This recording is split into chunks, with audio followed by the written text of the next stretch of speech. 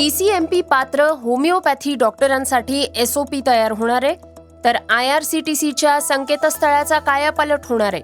भारत आणि चीनशी संबंधित हॅकर्सकडनं पाकिस्तानी पोलिसांना लक्ष्य करण्यात आलेलं आहे, तर 2 कौशल्य विद्यापीठ विधेयकांना मंजुरी देण्यात आलेली आहे.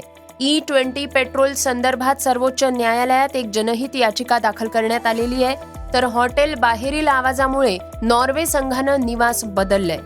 राजेश मापुसकर आंग्रेंची शौर्यगाथा सांगणार आहेत. या बातम्या आपण आजच्या पॉडकास्टमध्ये ऐकणार आहोत. नमस्कार, मी गौरी कुबेर.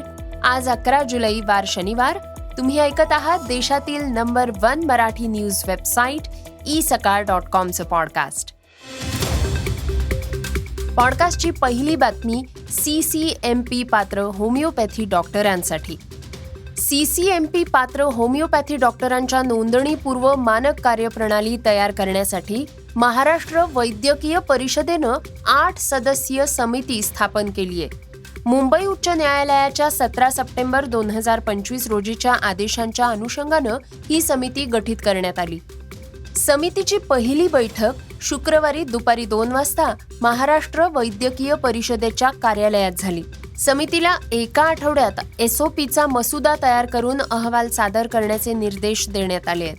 महाराष्ट्र वैद्यकीय परिषद, महाराष्ट्र होमिओपॅथी परिषद तसंच विविध तज्ज्ञ संस्थांशी चर्चा करून ही मानक कार्यप्रणाली तयार केली जाणार आहे. समितीचे अध्यक्ष म्हणून ग्रँट शासकीय वैद्यकीय महाविद्यालयातील औषधशास्त्र विभागाचे प्रमुख डॉक्टर SV तांबोळी यांची नियुक्ती करण्यात आलेली आहे. समितीसमोर 4 प्रमुख बाबींवर SOP तयार करण्याचं काम सोपवण्यात आलेलं आहे. त्यामध्ये गंभीर किंवा शस्त्रक्रिया आवश्यक असलेल्या रुग्णांना तातडीनं तज्ज्ञांकडे संदर्भित करण्याची प्रक्रिया, प्राथमिक आरोग्य सेवा देण्याच्या परवानगीचे निकष, ग्रामीण भागातील सेवा देण्याबाबत स्पष्ट मार्गदर्शक तत्व तसंच CCMP पात्र होमिओपॅथी डॉक्टरांविरोधातील तक्रारींच्या निवारणाची स्वतंत्र प्रक्रिया यांचा समावेश आहे. पॉडकास्टची दुसरी बातमी ऐकूयात IRCTCची. रेल्वेचे ऑनलाईन तिकीट बुकिंग अधिक जलद, सोपं आणि वापरकर्ता अनुकूल करण्यासाठी IRCTC आपल्या संकेतस्थळाचा मोठा कायापालट करतंय. नव्या संकेतस्थळाची बीटा आवृत्ती जयपूर इथल्या मालवीय राष्ट्रीय तंत्रज्ञान संस्थेच्या विद्यार्थ्यांसमोर सादर करण्यात आलेली आहे.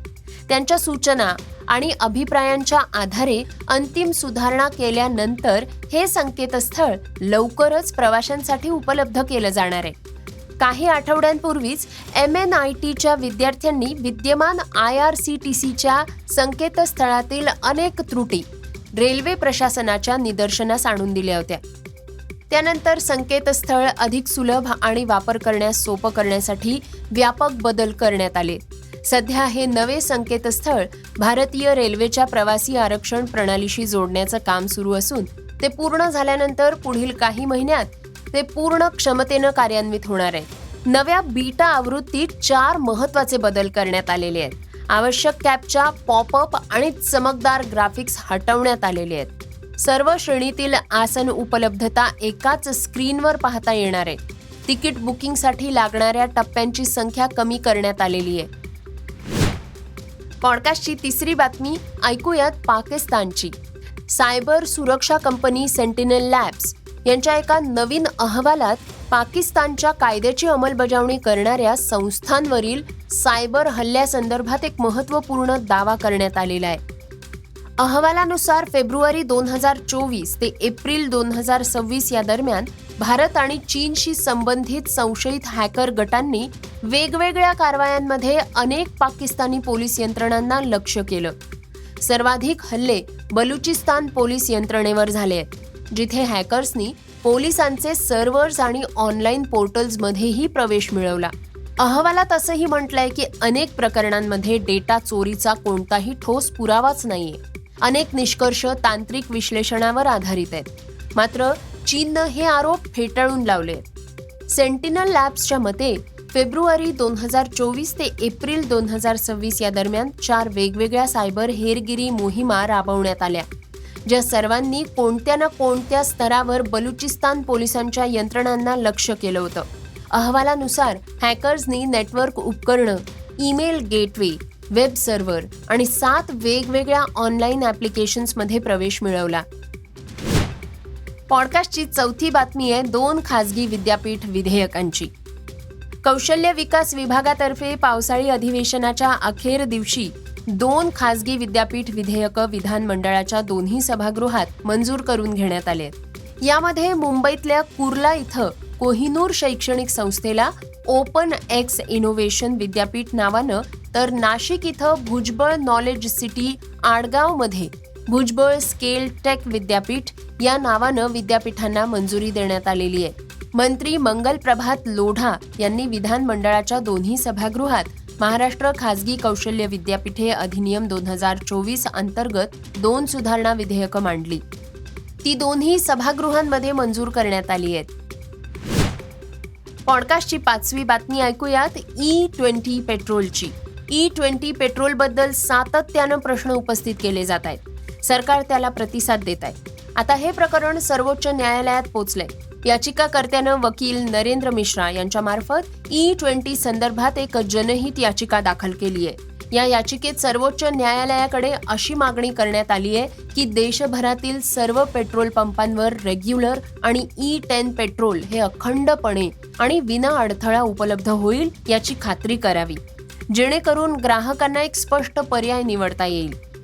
याचिकाकर्त्यानं सर्वोच्च न्यायालयाकडे अशी मागणी केली की केंद्र सरकारला आदेश देण्यात यावा की सर्व इंधन वितरण केंद्रांवर इथेनॉलच्या प्रमाणाबाबत स्पष्टपणे दिसणारे लेबल लावावे आणि ग्राहकांना त्यांचं वाहन त्या इंधनासाठी योग्य आहे की नाही याची माहिती देणारं ठळक फलकही लावणं अनिवार्य असावं.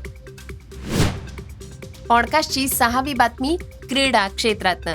विश्वकरंडक फुटबॉल स्पर्धेत इंग्लंड विरुद्धच्या महत्त्वपूर्ण सामन्याची तयारी करत असताना नॉर्वे संघानं हॉटेल राहण्यास अयोग्य असल्याचं कारण देत हॉटेल बदललंय.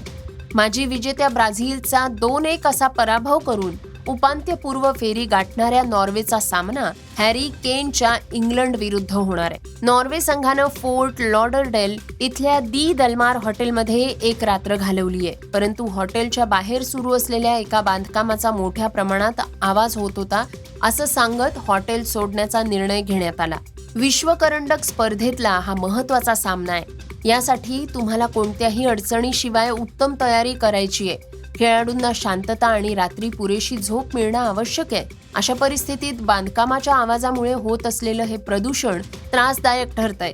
परिणामी आम्ही हे हॉटेल सोडण्याचा निर्णय घेतलाय असे नॉर्वेचा कर्णधार मार्टिन ओदेगार्ड यानं सांगितलंय. पॉडकास्टची शेवटची बातमी ऐकूयात राजेश मापुसकर यांची. व्हेंटिलेटर सारख्या दर्जेदार मराठी चित्रपटासाठी राष्ट्रीय पुरस्कार मिळवलेले सुप्रसिद्ध दिग्दर्शक राजेश मापुसकर आता मराठा नौदलाचे अजिंक्य सरखेल कान्होजी राजे आंग्रे यांचा धगधगता इतिहास मोठ्या पडद्यावर घेऊन येत आहे. अबॉन्शिया एंटरटेनमेंट आणि मापुसकर यांच्या मॅगीज पिक्चर्सनं आंग्रे या भव्य ऐतिहासिक चित्रपटाची अधिकृत घोषणा केली आहे.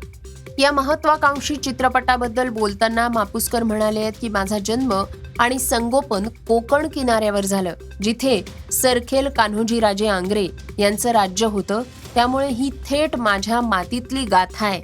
ही शौर्य गाथा जगासमोर आणि प्रत्येक भारतीयापर्यंत मोठ्या पडद्याच्या माध्यमातून पोचावी अशी माझी अनेक वर्षांपासूनची इच्छा होती.